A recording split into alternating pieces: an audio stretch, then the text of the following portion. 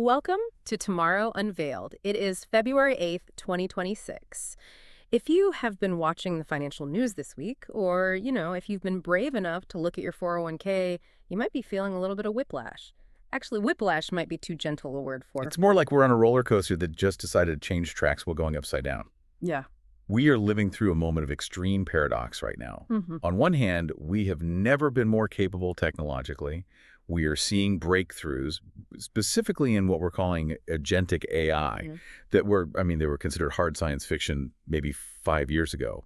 But on the other hand, the human uncertainty and the market volatility that comes with it is just through the roof. Exactly. I mean, let's just talk about the elephant in the room right off the bat, the Yep. trillion-dollar wobble. In just 4 trading sessions this week, global tech stocks erased $1.8 trillion in value. That is a staggering amount of money to just vanish into thin air. That's the GDP of a mid-sized country just poof, gone. It is. And naturally, everyone is asking, why? Why now?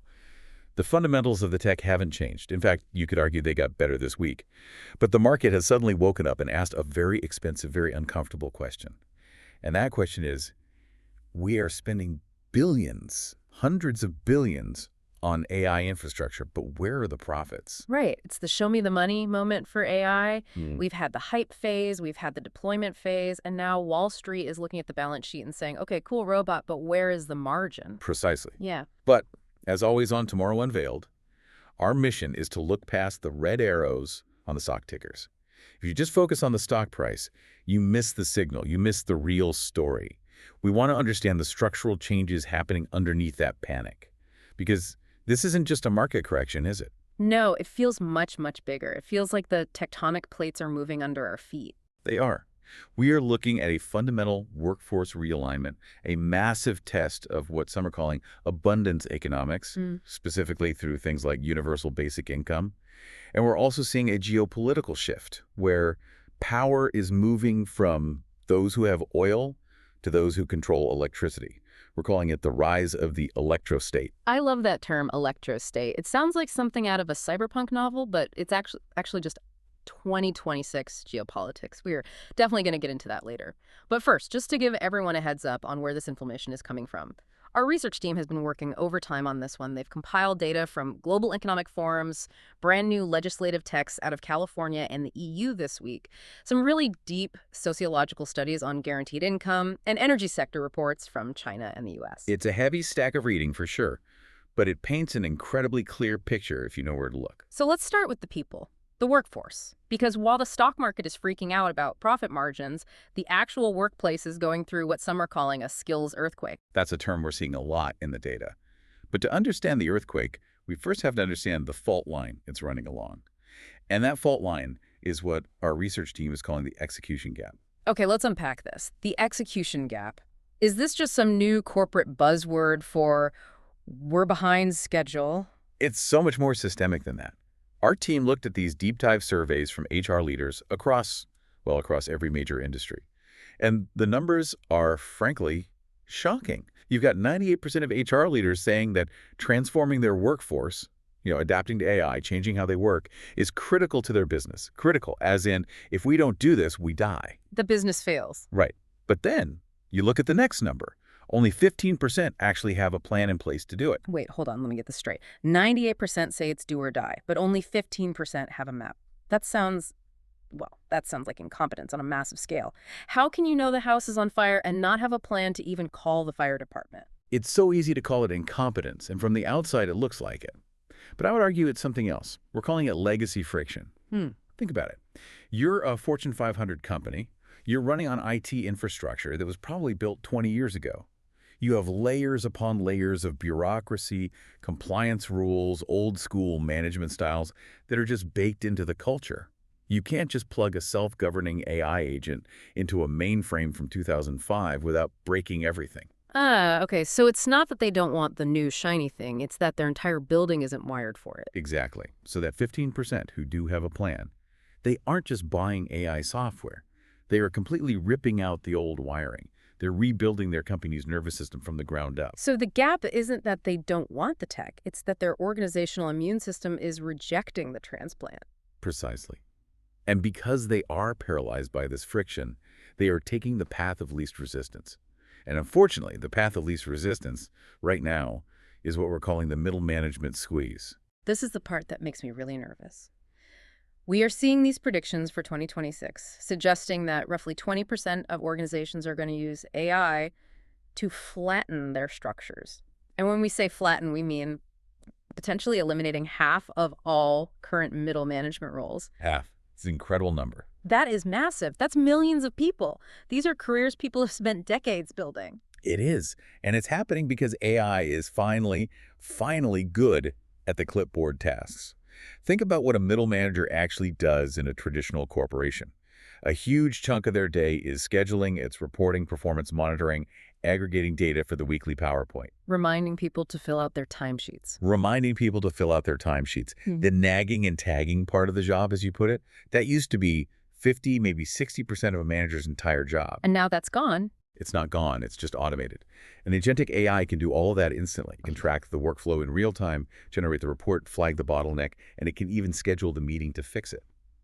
So if your primary value to the company was moving information from an Excel spreadsheet to a PowerPoint slide, you were in the blast zone. So if I'm a middle manager listening to this right now and I'm panicking, what is the advice? Is it just learn to code? Actually, hang on, we'll get to learn to code in a minute because that might be terrible advice now too. Yeah. But what is the pivot? Where do these people go? The pivot is towards what are being called human-centric skills. We're seeing this big shift where leaders are no longer needed for oversight because the AI does the oversight.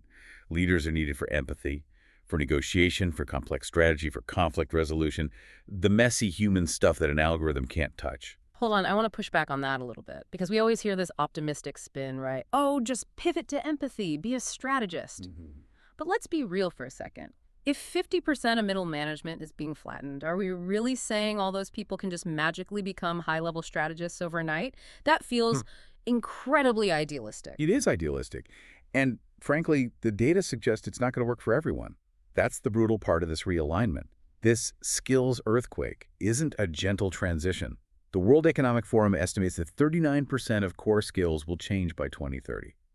That's a fundamental rewiring of what it means to be competent at your job. And for about a third of the workforce, that pivot might just be too wide to bridge in time. So for a significant chunk of people, there isn't a clear life raft in their current trajectory. Not in their current trajectory, no. Which is why we need to rethink education and training entirely. The classroom model, where you go away for a week, you learn a new skill in a seminar, and then you come back. That model is effectively dead. Knowledge becomes obsolete too fast. By the time you finish the course, the software has a new version, a new interface. We're moving to what's being called a skills-based ecosystem. And interestingly, our research team found that this shift is actually benefiting a group that usually gets left behind in these tech revolutions, the deskless worker. Yes, the front line. The 2.7 billion people who don't sit at a desk for a living. Right. The manufacturing workers, the nurses, the logistics drivers, the retail staff. For a long time, they were sort of left out of the digital revolution. But now we're seeing this huge trend of moment of need learning. So instead of pulling a guy off the assembly line for a 4-hour seminar on how to fix a new machine, he gets a digital standard operating procedure, basically an interactive guide on his mobile device or on a pair of smart glasses, right there, right when he faces the problem. So it's like having a YouTube tutorial, but it's enterprise grade and it's integrated directly into your workflow. Precisely. It's the democratization of competence. You don't need to memorize the entire manual anymore. You just need to know how to access the solution in the moment. It effectively lowers the barrier to entry for really complex tasks. A junior technician can perform at the level of a senior technician because the AI is guiding them step by step through the repair. That's a fascinating inversion. The knowledge worker in the office is losing ground because their job is being automated, but the manual worker on the floor is gaining capability because the tech is augmenting them. That is exactly what is happening. But, and there is always a but, this shift isn't happening in a vacuum. It's happening because the technology driving it just leveled up again in a big way. And that brings us to the cause of this week's market panic. The release of Claude Opus 4.6. This is the tech catalyst. We saw the launch of Anthropic's Claude Opus 4.6, and you have similar moves from OpenAI with their frontier class of tools. And the key word here is agentic. We've used that word a few times, agentic. For the listener who might just think of AI as a chatbot that writes funny poems or helps with your emails, what makes this so different? To understand why Opus 4.6 freaked out the market, you have to understand the difference between Next token prediction and chain of thought reasoning. Okay, break that down for us. Next token prediction is basically just the chatbot guessing the next word, right? Autocomplete on steroids. Exactly. That's the old model. The cat sat on and the bot guesses Matt. It's all statistical. It's pattern matching. But Opus 4.6 and these new agentic models, they do something completely different. They create a sort of hidden scratch pad in their memory. Before it writes a single line of code or gives you an answer, it simulates the architecture of the problem. It thinks. It tests its own logic against benchmarks like this new Augustine benchmark we're seeing, cited in the internal reports. It finds its own errors, it fixes them, and then it presents the final polished results. So it's not just writing. It's thinking about what it's writing before it hits enter. It's self-correcting. Exactly. There's a technical term for it. Inference time compute. It spends more processing power thinking than it does speaking or writing. And that specific capability is why it's suddenly performing at an expert human level in things like software engineering. It doesn't just guess the code, it validates it. And that is a fundamental shift. I can see why the market freaked out. If an AI can write code, validate it, and then execute workflows, what happens to the entire software industry? That's the exact question investors realized they had to ask. They looked at Claude Opus 4.6 and thought, wait a second, this thing might commoditize software itself. If an AI can write the code for a new app in seconds, the value of an entry-level coder it plummets. We're seeing this Augustine benchmark showing that for the first time, internal evaluations are proving that AI coding output is comparable to expert human quality. Expert quality, not just good enough for a first draft, but expert. Right. And that scares people. It scares the market because it disrupts the entire business model of selling software seats. But it also scares HR leaders because of something we're calling the trust deficit. Here's where it gets really interesting to me. We have this technology that is, by some measures, almost godlike in its capability, but we don't trust it. We don't. The data shows that many HR leaders are terrified to use AI for sensitive, high-stakes decisions, hiring, firing, promotions. Because even though it's reasoning, the data it's trained on is often flagged as incorrect or incomplete. It has biases. It can hallucinate. You can't automate firing someone if the bot might be hallucinating the cause or missing a critical piece of human context that a person would catch in a second. And the government is stepping in right on cue. We saw California introduce a new bill, SB 947, just this week. That's the Automated Decision Systems in the Workplace bill. It's a direct response to this anxiety. It essentially prohibits an employer from firing someone solely based on the output of an algorithm. It mandates that a human must investigate first. So just so I understand this correctly, if the AI flags Steve is underperforming, recommend termination, the HR manager can't just click approve. Correct. The law would require that the HR manager actually has to look at Steve's work, talk to Steve's manager, and verify the data independently. It forces a human in the loop. Which feels like a very necessary guardrail. But it also feels like, well, if the AI is so good at data analysis, won't the human just end up rubber stamping whatever the AI says eventually? That is the big risk. It's a well-known psychological phenomenon called automation bias. We tend to trust the screen more than our own judgment. But legally, SB 947 tries to ensure that accountability stays with the person. Because if an algorithm fires you wrongfully, who do you sue? The software company. The HR director who bought the software. SB 947 tries to answer that by saying, a human is always responsible. So we have this incredible tension, unbelievable capability, massive trust issues, and the law desperately trying to play catch up. That is the defining tension of 2026 in a nutshell. Before we move on to how society is trying to cushion this blow, because if robots are taking the middle management jobs and the coders are getting squeezed, we're going to need a plan B. I want to take a quick second for our audio listeners. If you're listening on a podcast service like Apple Podcasts or Spotify, we'd be incredibly grateful if you could leave us a rating and review for Tomorrow Unveiled. It truly helps us reach new listeners. Okay, we're back. So AI is flattening the workforce. The execution gap is real. How do people survive in this new economy? This brings us to the concept of abundance economics and specifically guaranteed income experiments. This is one of the most controversial and I think data-rich topics we're covering on Tomorrow Unveiled today, because we aren't just talking about theory anymore. We have hard data from major pilot programs that just wrapped up or released new findings this week. And the results are complicated, to say the least. Complicated is putting it politely. We have wildly conflicting signals depending on where you look. Our research team analyzed data from 3 big ones, Compton, California, Ann Arbor, Michigan, and a big multi-state study involving Illinois and Texas. Okay, so let's start with the good news. Let's start with Compton. The Compton pilot was fascinating. It really leaned towards the optimistic view of what this kind of policy can do. They provided guaranteed income to a group of residents, and they found that the participants who received the money paid down their debt significantly, an average reduction of $2,190. That's huge for a family living paycheck to paycheck. That's getting out from under high-interest credit card debt. That's life-changing. It is. It buys you breathing room. And interestingly, they found that women, in particular, saw improved financial security without dropping out of the workforce. For them, the money was a stabilizer. It allowed them to keep working, but with less panic about a flat tire or an unexpected medical bill. It bought them mental bandwidth. Okay, so that really supports the argument that free money gives people the stability to be more productive, not less. But then we have the results from Ann Arbor. Ann Arbor focused specifically on entrepreneurs. They gave them monthly payments of $528. And the view there was mixed. It helped, sure. Cash always helps. But the researchers found that cash alone couldn't fix systemic market barriers. You can give an entrepreneur $500 a month, but if you don't have access to markets, or if regulations are too tight, or if they don't have the right professional network, the business still struggles to get off the ground. So money isn't a magic wand. You can't just sprinkle cash on a broken business model and expect it to suddenly fly. Exactly. But then we get to the really critical view. The study that's causing the most noise right now is from the NBER, the National Bureau of Economic Research, and it focused on pilots in Illinois and Texas. This is the one the skeptics are all pointing to, right? Yes. In this study, recipients got $1,000 a month over a sustained period, and the data showed they worked less.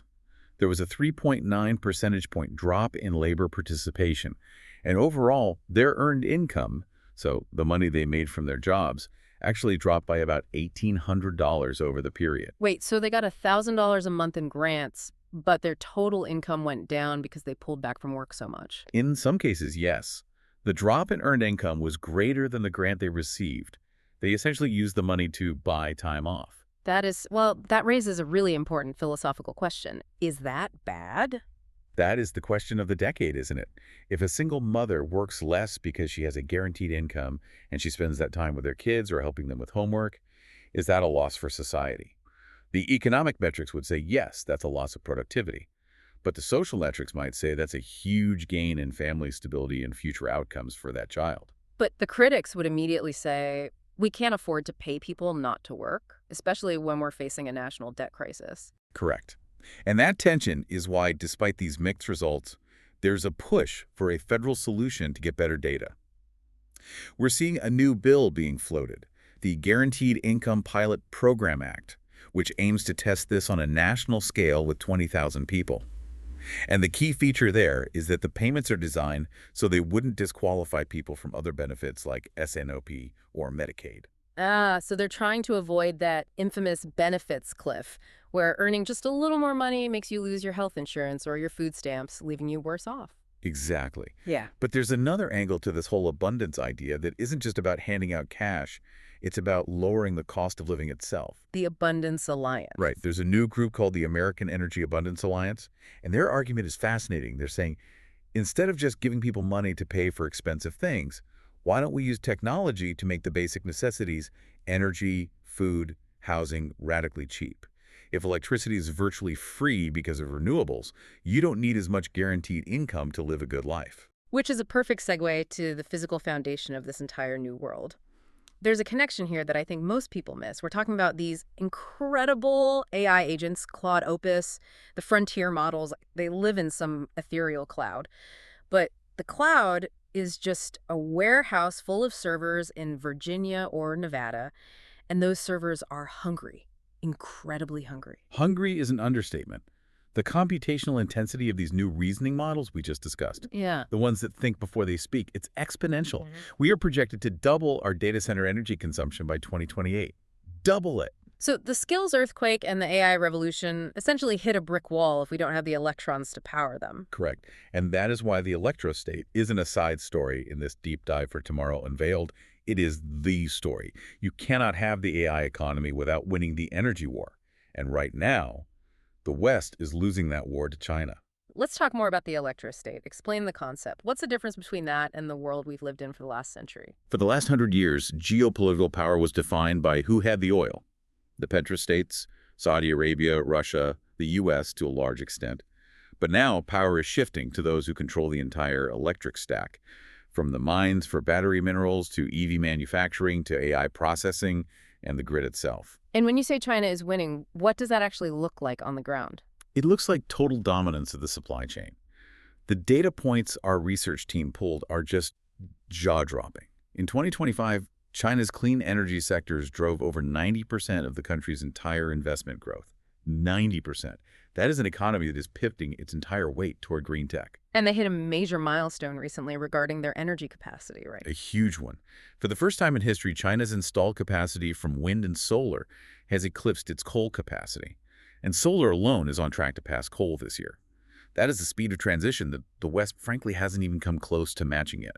They aren't just building solar panels, they're building the entire ecosystem to deploy them at a scale we can barely comprehend. So China is building the engine of the 21st century economy. Where does that leave the U.S. and Europe? Scrambling. The West is playing catch-up, and they know it. Europe is pushing this idea of tech sovereignty with their new Industrial Accelerator Act. They are desperately trying to build their own battery factories, their own cloud infrastructure, so they aren't completely dependent on China for the hardware or the U.S. for the software. It's a frantic race for autonomy. But it's not just about politics and big infrastructure projects. The technology itself is getting really, really cool. Our team pulled some breakthroughs for the cool stuff file this week that actually make me hopeful we can solve this energy crunch. We do, and these are genuine game changers. First up, solid-state batteries. Ah, the holy grail. We've been hearing about the holy grail of EVs for years. Is this real this time? It seems to be. A Finnish company just announced the first production-ready solid-state battery. To understand why this matters so much, you have to know that current lithium-ion batteries use a liquid electrolyte. It's heavy, it's flammable, and it degrades over time. Solid-state replaces that volatile liquid with a thin, solid material. And what does that mean for the person driving the car? Everything. The specs they announced are a 360-mile range and an 80% charge in under 10 minutes. Under 10 minutes. That's basically the time it takes to stop for gas and grab a coffee. Exactly. That single breakthrough eliminates range anxiety. It changes the physics and the economics of the entire EV market. If you can charge that fast, you don't need a massive, heavy battery, which makes the car lighter, which in turn makes it more efficient. It's a virtuous cycle. And then there's this other concept, agrivoltaics, which sounds like a sci-fi farming simulator, but it's actually a really smart way to use land. It is brilliant. Research coming out of the University of Illinois is showing that certain crops actually grow better when they're planted underneath solar panels. Better. I would have thought the shade would hurt them. Don't plants need direct sun? They do, but they don't need scorching sun all day long. The panels provide shade during the hottest part of the day, which reduces water evaporation from the soil, so you use less water. And here's the amazing part. The plants, in turn, release moisture through transpiration that actually cools the solar panels from below. And solar panels work more efficiently when they're cool. It's a perfect symbiosis. You get food and energy from the exact same acre of land. That is absolutely brilliant. It solves the whole food versus fuel debate that has plagued biofuels for years. And finally, my favorite low-tech, high-tech solution, heated bricks. This one is great. Germany is building a 100-megawatt brick battery. It sounds primitive, but it's just genius thermal engineering. When the wind is blowing and electricity is cheap, they use giant resistive heaters, basically huge hair dryers, to heat up a massive insulated pile of bricks to incredibly high temperatures. We're talking 1,500 degrees Celsius. And then what? How do you get the energy back out? You just reverse it. When the wind stops blowing and industry needs power, you blow air over the red-hot bricks. That creates superheated steam, which you can then use to run industrial boilers or turn a turbine to generate electricity. So instead of burning natural gas to make steam for a factory, you're using hot bricks that were charged up with cheap wind power. Exactly. It solves the intermittency problem of renewables without needing rare earth metals for lithium batteries. It's just bricks. Yeah. Cheap, durable, and incredibly effective. It's amazing how the future is a mix of super advanced AI code that can reason and hot bricks. That's the Electrostate in a nutshell. It's high-tech and heavy industry merging into one. But as we build this new world, we have to talk about the rules. Because 2026 is shaping up to be a year of regulatory warfare. It's being called the year of enforcement. For the last few years, governments were busy writing the laws, the EU AI Act, the Digital Markets Act. Now they're actually using them. And this is creating a real clash between the EU and the US, isn't it? A huge one. The EU is doubling down. They have this new digital omnibus proposal, which is trying to simplify some things, but they're getting extremely strict about enforcing the AI Act. Higher risk AI, like the stuff used for hiring or for medical decisions, now faces mandatory independent audits. And if your algorithm doesn't pass the audit. You don't operate in Europe. Or you pay massive, massive fines up to a percentage of your global turnover. Yeah. And this is clearly targeting American tech giants. We're already seeing investigations being launched into Google and Meta for non-compliance. And the US isn't just taking that lying down. No, the U.S. administration is threatening retaliatory tariffs. Yeah. It's escalating into a full-blown tech trade war. But interestingly, the U.S. is also internally divided on this. Right, because you have California acting like its own country again when it comes to regulation. California is the de facto regulator for the United States. We mentioned SB 947 on firing earlier, but there's also SB 53, which requires safety reporting for these big frontier models. Meanwhile, the federal government, through an executive order, is trying to preempt these state laws to avoid a chaotic patchwork mess. Yeah. They don't want a world where an AI model has to follow 50 different sets of rules to operate nationwide. So you have the feds fighting California and the US fighting the EU, all while the companies are just trying to ship code and build products. It's a mess. But the big takeaway is that tech regulation is no longer just about consumer protection or privacy. It's now a core issue of national security and international trade policy. Before we wrap this all up and try to make sense of it, I want to take a moment for our viewers on YouTube. If you're finding this insightful, please take a moment to like this video, subscribe to Tomorrow Unveiled, and consider hitting that new hype button to help us reach more viewers. And of course, be sure to turn on notifications so you never miss an update on the future. And we really do want to hear from all of you listening and watching. We love hearing your thoughts, whether you're on YouTube or your favorite podcast app. Leave a comment and let us know what you think about this trade-off between guaranteed income and the motivation to work. Is that NBER study a deal breaker for you, or do you think the Compton results show the real potential? So let's bring this home. We started this whole discussion on Tomorrow Unveiled with a market crash, the trillion-dollar wobble. We looked at AI hollowing out middle management. We saw the messy real-world experiments with free money. And we finished with the rise of the Electrostate. What does this all mean? What's the through line here? I think this "so what" here brings us right back to the beginning, back to that execution gap. That gap applies to everyone. It's not just a corporate problem. It applies to individuals, to companies, and to entire nations. We are all in a race to figure out how to use these incredible new tools, not just admire them from a distance. The technology is here. Claude Opus 4.6 exists. Solid-state batteries exist. The question is no longer what can the tech do? The question is who can figure out the human systems to make it work? So the winner isn't the one with the best chatbot or the fanciest algorithm. No. The winner is the company that redesigns its entire workflow, the one that removes that legacy friction, so that humans and AI can work together seamlessly without the humans quitting in frustration. The winner is the city that figures out how to integrate agrivoltaics to lower food and energy prices for its citizens. The winner is the nation that builds a modern safety net, whether that's UBI or something else entirely, that keeps its population stable and secure during this chaotic transition. It's about the infrastructure of society and not just the infrastructure of computation. Exactly. The winners of 2026 won't be the ones with the best technology, because the tech is becoming ubiquitous. Everyone will have access to an agentic AI soon enough. The winners will be the ones who fix the human systems, our education, our safety nets, our energy grids, to support it. That is a powerful thought. It's not about the gadget. It's about the grid that powers it and the society that uses it. And here's a final provocative thought for you to chew on as we wrap up. Hit me.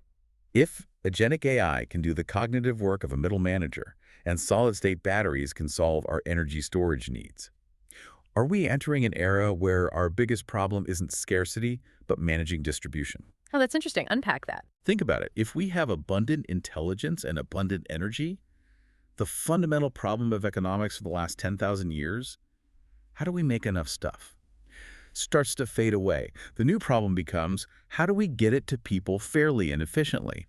And if the stock market, as we saw this week, hates spending without immediate profit, how do we possibly build the long-term infrastructure a future-proofed world needs?